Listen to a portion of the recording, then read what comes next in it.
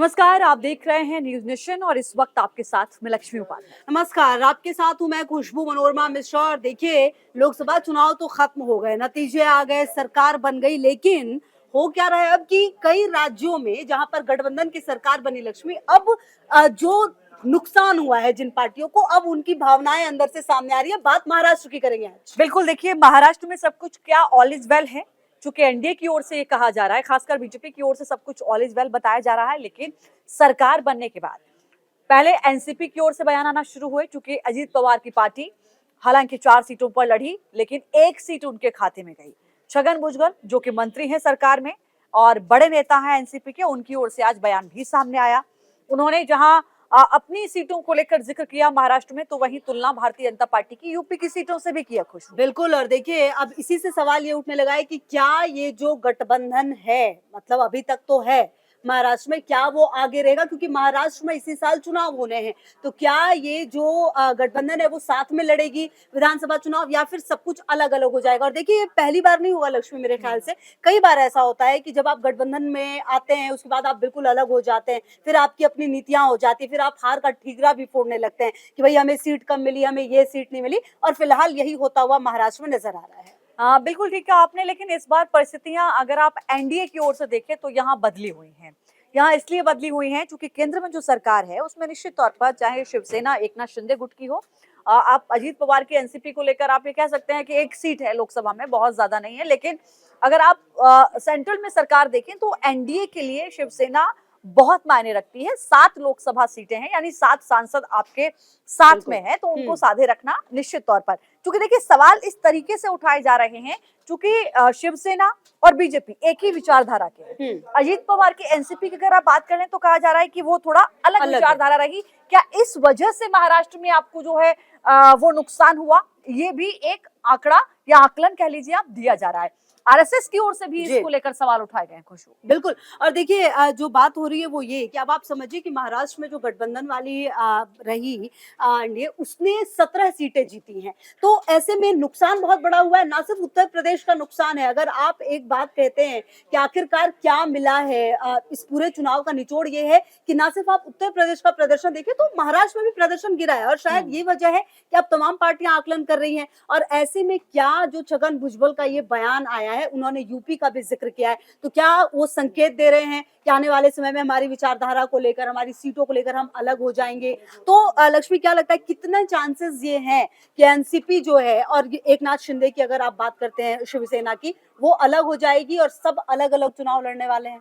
देखिए अभी कहते हैं कि सियासत में कुछ भी कहना संभव नहीं होता, क्योंकि ऐन वक्त तक समझ में नहीं आता आपको कि क्या होने वाला है। लेकिन हाँ, जो बयान सामने आ रहे हैं वो ये जरूर बता रहे हैं कि सब कुछ ऑल इज वेल तो नजर नहीं आ रहा है। संजय राउत की ओर से अलग बयान दिए जा रहे हैं, आप देख रहे हैं। बीजेपी हालांकि ये कह रही कि सब कुछ ठीक है। खबरें जो अंदरूनी आ रही हैं वो ये भी आ रही हैं कि क्या अजीत पवार को साधने के लिए उनकी पत्नी को राज्यसभा भेजा जा सकता है, क्योंकि वो हार चुकी हैं, बारामती से वो हार गई हैं। तो ऐसे में क्या उनको संसद का जो रास्ता है वो राज्यसभा के जरिए उनको संसद पहुंचाया जाएगा, इसको लेकर भी जो है वो जो है संभावनाएं बनी हुई हैं। बिल्कुल। और सुप्रिया सुले से हार गई थी भाभी और नंद का ये पूरा जो लड़ाई है उसकी काफी ज्यादा उसका जिक्र भी हमने भी किया था। तो ऐसे में अब देखना ये है कि इसको कैसे पाटेंगे। अच्छा देखिए, एक बड़ा सवाल ये भी हो जाता है कि जब एक पार्टी एक साथ एक गठबंधन करती है, 2-3 पार्टियां, तो बहुत सारी चीजें होती है। आपको उसकी विचारधारा के साथ थोड़ा चलना पड़ता है, थोड़ा आपको सीट देखना पड़ता है कि किस सीट पर क्या समीकरण बन रहे हैं। तो अब लेकिन जब हार और जीत की बात आती है, उसके बाद जो बातें छगन भुजबल की तरफ से कही गई है, फिलहाल तो यही लग रहा है कि नाराजगी पूरी तरह से है। और क्या वो नाराजगी टूट में तब्दील हो जाएगी, ये भी कहना बहुत बड़ी बात नहीं है। बिल्कुल, देखिए दूसरी ओर ये तो हम एनडीए की बात कर रहे थे, आप इंडिया ब्लॉक की बात करें तो खबरें ये भी आ रही हैं कि महाविकास अघाड़ी, जिसमें कांग्रेस और शिवसेना उद्धव ठाकरे गुट की आप कहें तो वो भी हैं। तो क्या उद्धव ठाकरे और कांग्रेस के बीच भी कुछ ठीक नहीं चल रहा है? क्योंकि खबरें वहां से भी कुछ अनबन की सामने आ रही हैं, परिस्थितियां वहां भी खुशबू बदलती हुई नजर आ रही हैं। जी बिल्कुल। और देखिए, संजय राउत की अगर आप बात करें तो अक्सर अपने बयानों को लेकर चर्चा में रहते हैं। कई बार अभी खास करके जब से बीजेपी और शिवसेना जो ये उद्धव गुट वाली वो अलग हुई, तब से तो उन्होंने बौछार कर दी है। लगातार उन्होंने कई बड़े बड़े बयान दिए हैं।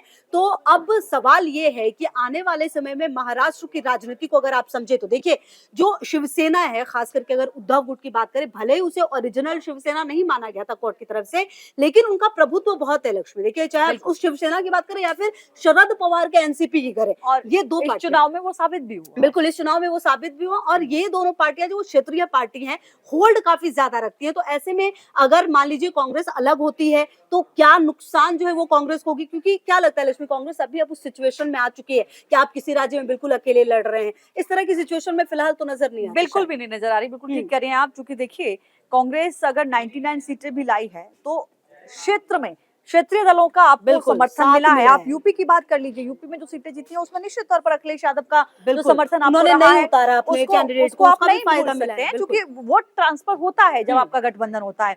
तो देखिए एनसीपी की ओर से जो छगन भुजबल कह रहे हैं वो ये कह रहे हैं कि आप हमारे गुट को, यानी कि अजीत पवार की पार्टी एनसीपी को आप दोषी नहीं ठहरा सकते हैं कि उनकी वजह से सीटें कम आई हैं। उन्होंने कंपेयर किया यूपी से, उन्होंने कहा आप यूपी में चले जाइए, बीजेपी को 32 सीटों का नुकसान हुआ है तो उसके लिए क्या एनसीपी जिम्मेदार है, उसके लिए क्या अजीत पवार जिम्मेदार है? ऐसा नहीं है।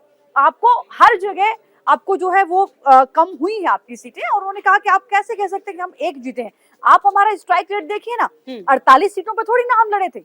हमें आपने 48 में से 4 सीटें दी थी, उसमें भी 2 आपने अन्य तरीके से उन पर आपने अपना समीकरण बिठाए, तो रही हमारे पास 2 सीटें। तो रायगढ़ हम जीते हैं, बारामती हम हार गए हैं। तो बिल्कुल। इसमें अगर आप स्ट्राइक रेट वो देखें हमारी तो स्ट्राइक रेट बहुत अच्छी है। तो इसलिए वो यूपी का कंपेयर कर रहे हैं। बिल्कुल, तो देखिए यूपी की चर्चा तो अभी अब तमाम विपक्षी पार्टियां कर रही हैं। आप देखिए जिससे मौका मिल रहा है वो गिना रही है कि भाई आपका क्या रेट है, आपने क्या मतलब आपका क्या स्ट्राइक रेट, आप किस तरह से जीते, क्या सीटों पर हारे। अयोध्या का जिक्र लगातार हो रहा है, लेकिन बात अगर आप महाराष्ट्र की करें तो अब यहाँ पर देखना बेहद दिलचस्प है कि आने वाले समय में क्या होगा। देखिए शरद पवार का भी एक बयान काफी ज्यादा वायरल हुआ, उन्होंने कहा 4 महीने में सरकार बदल दूंगा। तो ये उनका अंदर का कॉन्फिडेंस है, क्योंकि वहां के जो लोग हैं उन्होंने असली एनसीपी बताया है शायद, और असली शिवसेना बताया अपने वोट के जरिए, चाहे आप इसे जो समझे, क्योंकि जिस तरह से प्रभाव रखते हैं शरद पवार, अगर उन्होंने ये बात कही, चाणक्य भी कहा जाता है, लक्ष्मी याद होगा इंडिया गठबंधन की सरकार बने उसके लिए काफी जुगत भी कर रहे थे, हालांकि संभव नहीं हो पाया, लेकिन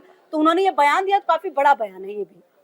बिल्कुल, तो देखिए शरद पवार की सियासत में अपनी एक अलग पहचान रही है, और निश्चित तौर पर वो कोई भी बयान देते हैं उसके अपने एक मायने हैं। अब सवाल ये भी है कि क्या उद्धव ठाकरे की जो शिवसेना गुट है वो, अगर विधानसभा चुनाव में हम समीकरणों को देख रहे हैं, तो क्या उद्धव सेना का गुट भारतीय जनता पार्टी के साथ आ सकता है? क्या ये भी समीकरण बन सकते हैं? देखिए अगर आप सियासत की बात करते हैं तो यहाँ पर कुछ भी ऐसा नहीं है कि वो असंभव हो। बिल्कुल नीतीश कुमार को ही आप देख लीजिए, 4 दिन पहले कहा जाता था कि हम कुछ भी करेंगे लेकिन नहीं जाएंगे। 4 दिन बाद जब आप मंच पर उनको सुनते हैं तो वो कहते हैं कुछ भी हो जाइएगा लेकिन अब हम इधर उधर नहीं होइएगा, राजनीति अब में हम कुछ यही भी संभव रहिएगा। है, ये तो हमने कई तो राज्यों के कुछ भी समीकरण संभव है। देखे हैं। और बिल्कुल सबसे बड़ा सवाल ये भी है खुशबू कि देखिए जो समीकरण फिट नजर आते हैं, जहां लगता है कि यहाँ आपको बहुत ज्यादा सफलता की गुंजाइश है, उस फॉर्मूले को सियासत में कोई भी एक्सेप्ट करने से गुरेज नहीं करता। बिल्कुल, तो अब चलिए ये देखना बेहद दिलचस्प है, आने वाले समय के साथ ये क्लियर भी हो जाएगा, क्योंकि देखिए अब किसी भी राज्य में अगर चुनाव है और 4 महीने का लगभग शायद वक्त बचा है, तो ये बहुत ज्यादा समय नहीं है। तो इसलिए तमाम पार्टियां अपनी जोर दे रही हैं कि भाई क्या रणनीति के साथ उतरेंगी, और अगर ऐसा होता है कि शिवसेना जो उद्धव गुट की है वो अकेले चुनाव लड़ती है, तो ये भी देखना दिलचस्प होगा। महाराष्ट्र को लेकर देखिए आरएसएस की ओर से भी बयान दिए जा रहे हैं खुशबू, और आरएसएस की ओर से आप देखेंगे राम मंदिर को लेकर नीतीश कुमार का जो बयान सामने आया, कहा कि जिन्होंने राम का नाम तो लिया, जिन्होंने पूजा पाठ तो किया, जिन्होंने आस्था थी, लेकिन जिन्होंने अहंकार किया उनको 241 पर रोक दिया, जिन्होंने राम का विरोध किया उनको भी प्रभु ने रोक दिया। तो ये आरएसएस की ओर से भी जो बयान आ रहे हैं ये अपने आप में बहुत बड़े मायने रखते हैं, और उनके बयान के आने के बाद संजय राउत ने इस बयान को दोहराया। बिल्कुल संजय राउत ने कहा कि जहां जहां राम से जुड़ा हुआ चीजें रही, चाहे आप सीतापुर देख लीजिए, आप अयोध्या देख लीजिए, उन्होंने कहा कि जहां जहां राम से जुड़े साक्ष्य हैं वहां वहां भारतीय जनता पार्टी को हार हुई है।